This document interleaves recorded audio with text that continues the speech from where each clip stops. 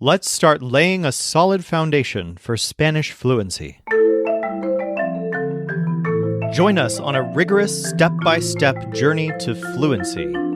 I'm Timothy, and this is LearnCraft Spanish. Most Spanish podcasts and courses start by teaching you some fun words or phrases that'll get you rattling off a little bit of Spanish right from episode 1. But on this show, we do things differently. In our experience coaching language learners all the way to fluency, it's super important to get started on the right foot. And the most important part of the language to cover right at the beginning is not words or phrases, but some deep foundational grammar. Now, if you're impatient, don't worry. We will finally start learning some Spanish in this episode. I'm not going to spend this whole podcast preaching about language learning methodologies, but still, as I mentioned yesterday, it is essential to start from the right mindset. So there will be a bit of theory of learning intermingled with our Spanish throughout this show, just enough to help keep your learning on track. And since this is the first week on the show, we have to start with a bit more theory than usual. As the show progresses, we'll move into more and more Spanish very quickly. Now, what is deep foundational grammar? Well, let's think about the foundation of a house. At first glance, a house looks like it's made of windows, doors, some bricks, and a roof. But as most people know, if you try to build a house from scratch in that order, you're going to end up with a mess. To build a livable house, you have to start with a solid foundation. You can't just throw some flashy pieces together.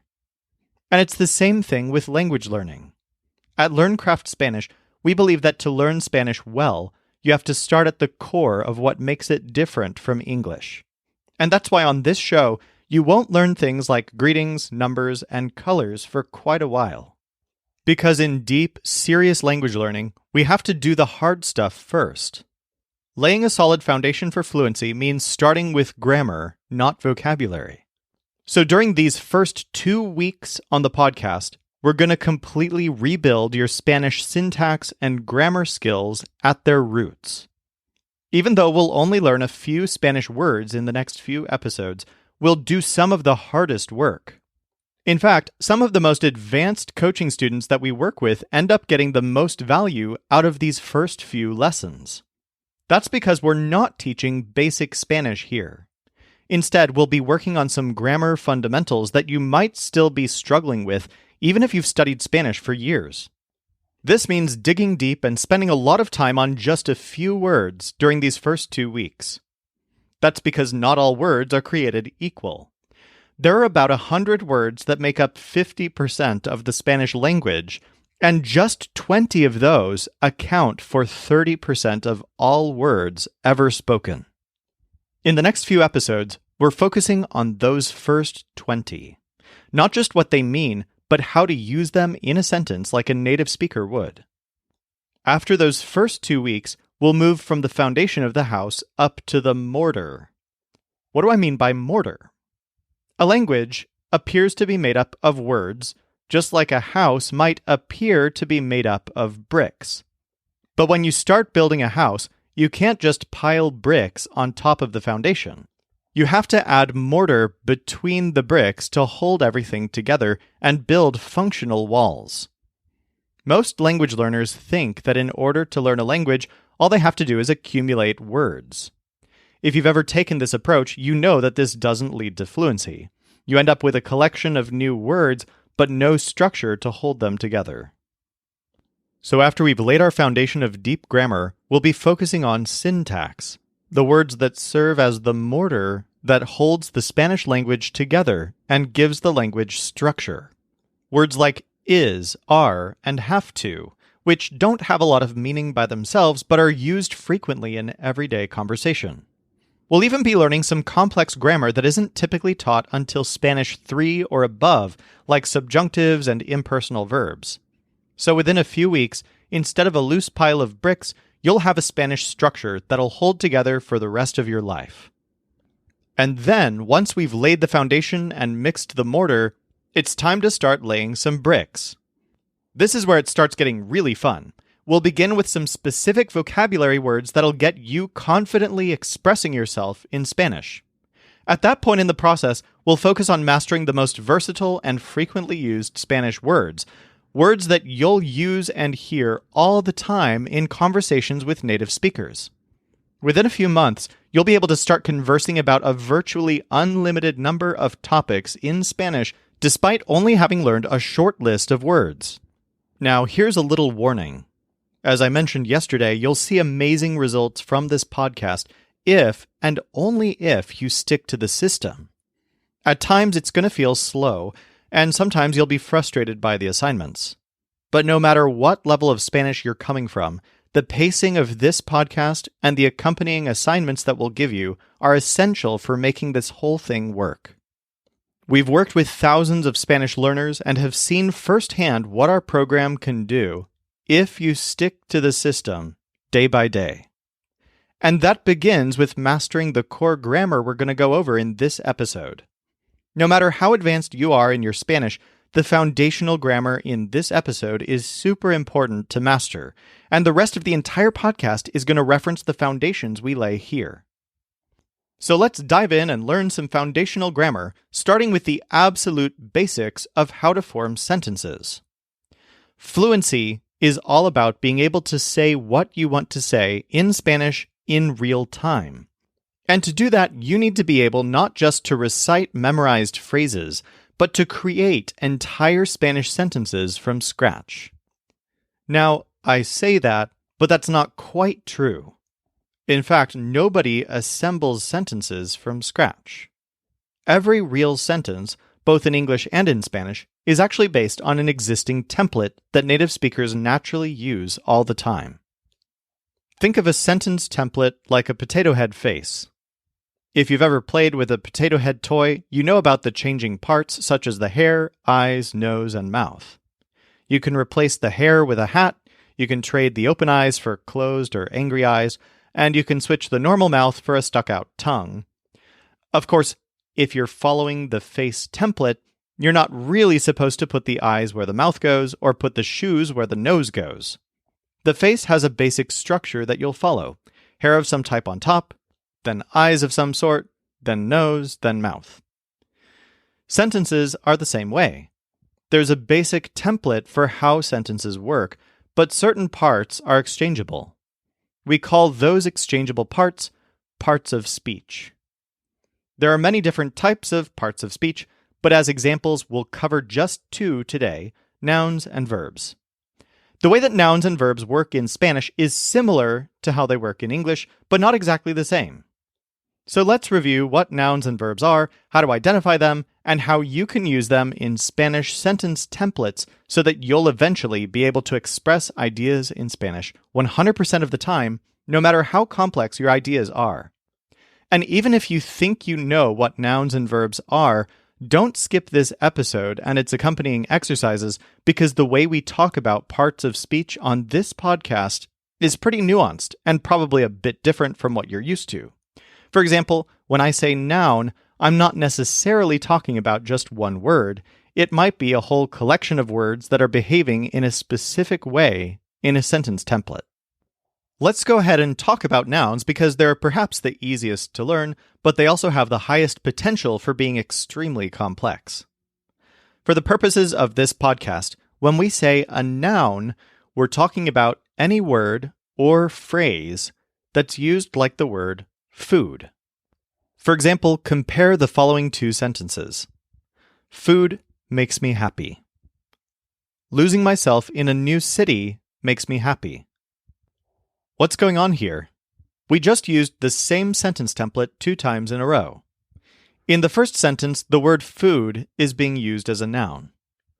In the second sentence, however, we've replaced the word food with an entire phrase, losing myself in a new city. But that entire phrase is being used as a noun. The sentence still makes sense if we replace that entire phrase, losing myself in a new city, with the word food. And that's the basic principle behind understanding Spanish, recognizing not just what an individual word is, but how a word or phrase is functioning in a sentence with awareness of how one part could be switched out for another exchangeable part, just like a potato head face. Let's practice putting this to some use. I'm going to present a couple of sentences, and you should see if you can predict how much of the sentence is functioning as a noun in the template. In each case, perform the food test. Try replacing a word or multiple words with the word food. If you can successfully replace something with food, that means you've identified a noun. So here's the first sentence. Don't forget your purse. Which part of this sentence could you replace with the word food? Don't forget your purse. So, there are actually two possible answers here. You could replace the word purse with food, so we'd end up with don't forget your food. But you could also actually replace the entire phrase your purse with the word food.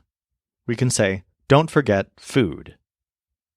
So what we've identified here is that the entire phrase your purse is functioning as a noun in the sentence, even though it's more than one word. But the other words in the sentence can't be replaced with food.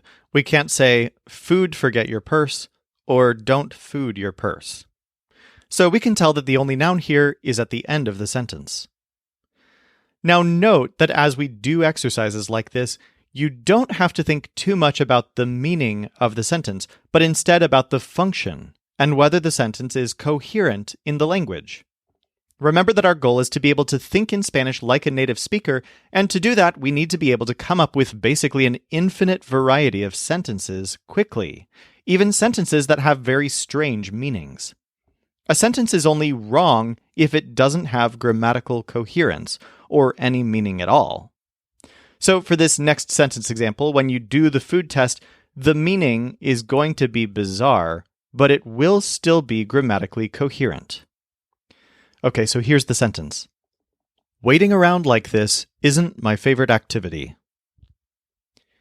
This is tricky, but how much of the sentence can you replace with the word food and still have it grammatically coherent?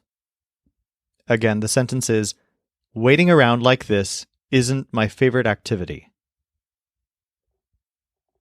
So the answer is that there are two different parts of the sentence that could be replaced with the word food. You could say, food isn't my favorite activity. Or you could say, waiting around like this isn't food. But you couldn't say, waiting around like this, food, my favorite activity. So the answer is that there are two nouns in this sentence. This whole silly activity is something you should try as an everyday exercise. Start noticing where nouns are in sentences on a regular basis. As you can see, nouns aren't just persons, places, and things. Sometimes they're actions, such as losing myself in a new city, or waiting around like this. What makes it a noun is the way that it functions in the sentence, meaning that it can be replaced by the word food and still make a correct sentence. All right, now let's cover verbs. These are words that, generally speaking, can be replaced by the word eat, or eats, or ate. So let's look at the same sentences that we just used for nouns, and instead of doing the food test, let's try the eat test to identify where the verbs are. In each case, if you can exchange the word for eat, eats, or ate, you've identified the verb. First, don't forget your purse. So you could coherently say, don't eat your purse. So the verb here is forget. Next, waiting around like this isn't my favorite activity. Okay, so the verb here is isn't. Waiting around like this eats my favorite activity. This is weird, but it does work as a sentence. Now, a quick important note about this one. In this sentence, you might have tried to use the eat test to put a verb at the beginning of the sentence, saying something like this: eating isn't my favorite activity. So, if you can do that, can't we call that first phrase, waiting around like this, a verb? Well, the thing is, that whole phrase is still a noun.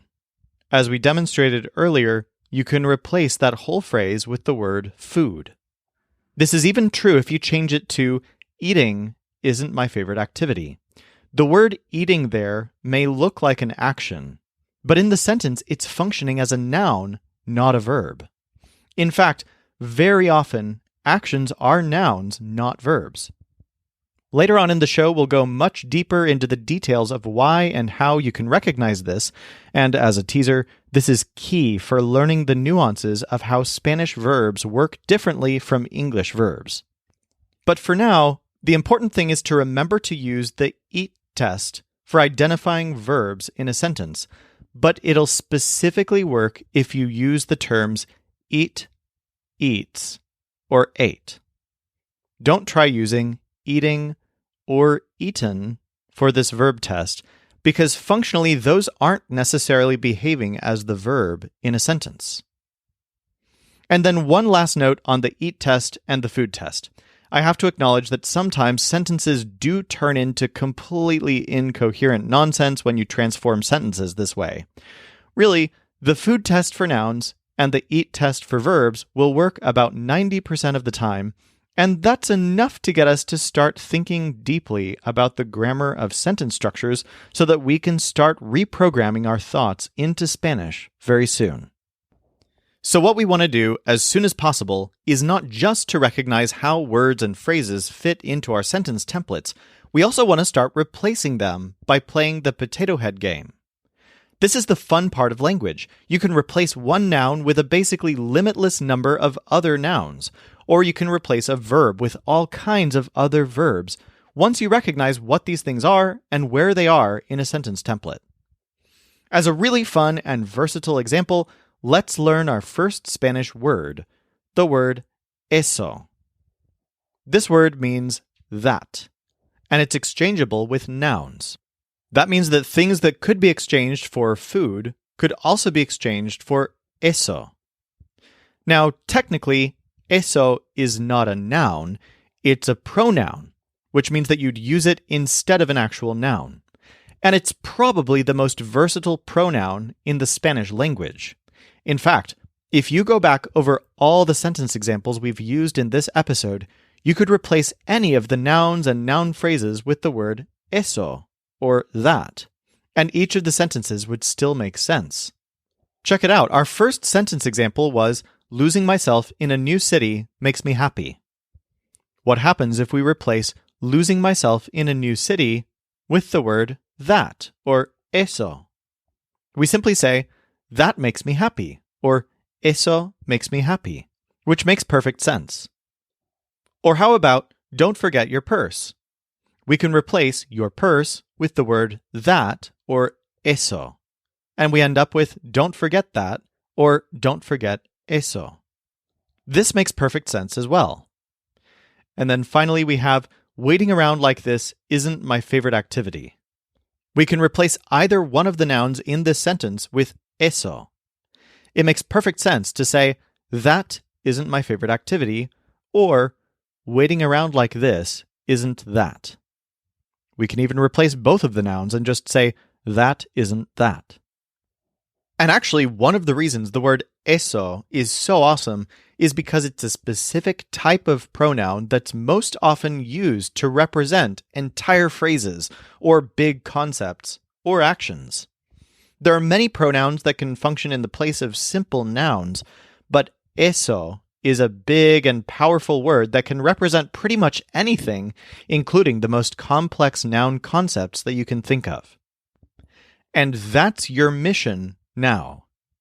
Try to practice this at every opportunity.